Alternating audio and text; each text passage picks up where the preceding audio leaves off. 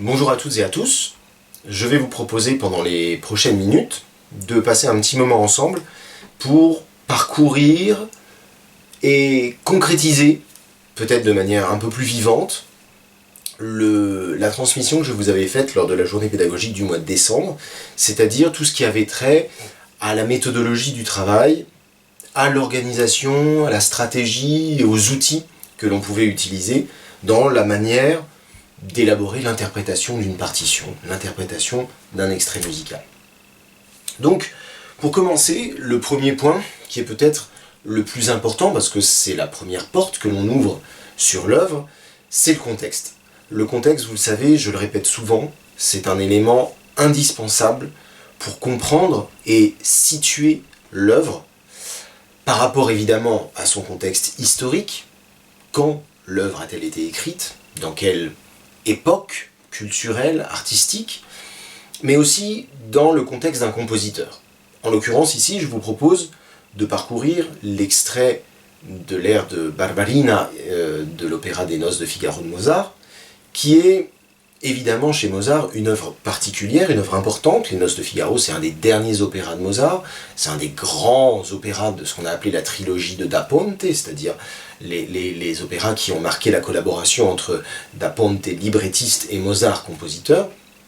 Et en l'occurrence, cet air de Barbarina s'intègre dans les Noces de Figaro comme un moment très particulier, une sorte de parenthèse un peu en suspension, où beaucoup d'actions qui ont précédé, c'est-à-dire les actions du troisième acte, vont se prolonger dans le quatrième acte après cette parenthèse. Donc, comme je vous le disais, le contexte. Le compositeur, Mozart, évidemment, resituer Mozart, resituer son œuvre, peut-être remettre à jour aussi sa mémoire sur des œuvres importantes, sur des références artistiques et musicales de l'œuvre de Mozart. Mozart dans son époque, c'est important aussi de le resituer par rapport à une époque classique, par rapport à ce qu'elle peut avoir de références culturelles, historiques et presque esthétiques pour vous, mais aussi, petit à petit, après avoir élargi le contexte, de le resserrer à l'œuvre elle-même, c'est-à-dire l'air de Barbarina dans l'opéra de Mozart des Noces de Figaro. Donc évidemment, en l'occurrence, l'importance ici est d'avoir un maximum d'informations, un maximum de références et de connaissances sur l'histoire des Noces de Figaro. Savoir de quoi ça parle. En l'occurrence, les Noces de Figaro, évidemment, adaptation du mariage de Figaro de Beaumarchais. Mais il est important aussi de ne pas se fier qu'à l'œuvre théâtrale au départ, puisqu'il y a eu beaucoup de transformations à travers l'adaptation de Da Ponte. Très facile.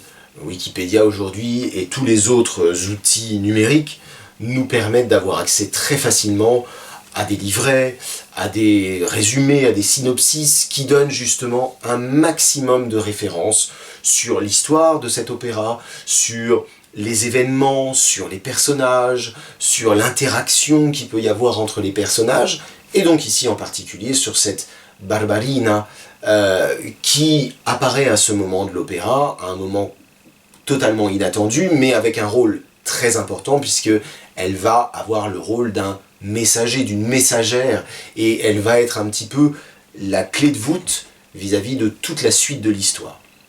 Donc, le contexte de l'œuvre, le contexte lié au compositeur sont des choses très importantes au départ.